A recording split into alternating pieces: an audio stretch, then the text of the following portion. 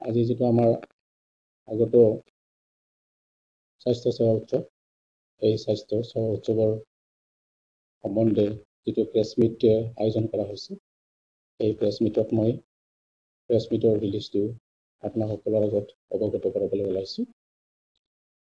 মই আৰম্ভ কৰিছোঁ।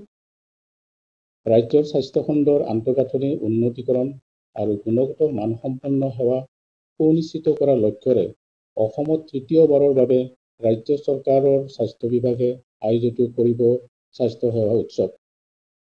অহা 3 ডিচেম্বৰৰ পৰা 5 ডিচেম্বৰলৈ অনুষ্ঠিত হোৱা এই উৎসৱত ওদালগুৰি জিলাৰ 50খন চিকিৎসালয়ৰ মূল্যাংকন কৰা হ'ব। ইয়াৰে এখন জিলা অসামৰিক চিকিৎসালয়, 9খন সমূহীয়া স্বাস্থ্যকেন্দ্ৰ, 26খন প্ৰাথমিক স্বাস্থ্যকেন্দ্ৰ, 5টা আয়ুষ্মান আৰোগ্য মন্দিৰক সামৰি লোৱা হৈছে। 3 পৰা 5 ডিচেম্বৰলৈ আয়োজিত এই স্বাস্থ্য সেৱা উৎসৱত স্বাস্থ্য বিভাগে সকলো ৰাইজৰ সহায় সহযোগিতা কামনা কৰিছে। প্ৰথম আৰু দ্বিতীয় পৰ্যায়ৰ স্বাস্থ্য সেৱা উৎসৱৰ বাবে তৃতীয় পৰ্যায়তো আভ্যন্তৰীণ বাহ্যিক মূল্যায়ন আৰু বাহ্যিক মূল্যাংকনৰ এক পদ্ধতিৰে অনুষ্ঠিত হ'ব। প্ৰথমবাৰৰ বাবে জিলাৰ 11খন চাহ বাগিচা চিকিৎসালয়তো এই মূল্যাংকন চলিব। স্বাস্থ্য প্ৰতিষ্ঠানসমূহত জিলাখনৰ ভিন্ন বিভাগৰ 17গৰাকী জ্যেষ্ঠ বিষয়াই বাহ্যিক নিৰ্ধাৰণকাৰী এক্সটাৰ্নেল এছেছৰ হিচাপে মূল্যায়ন কৰিব।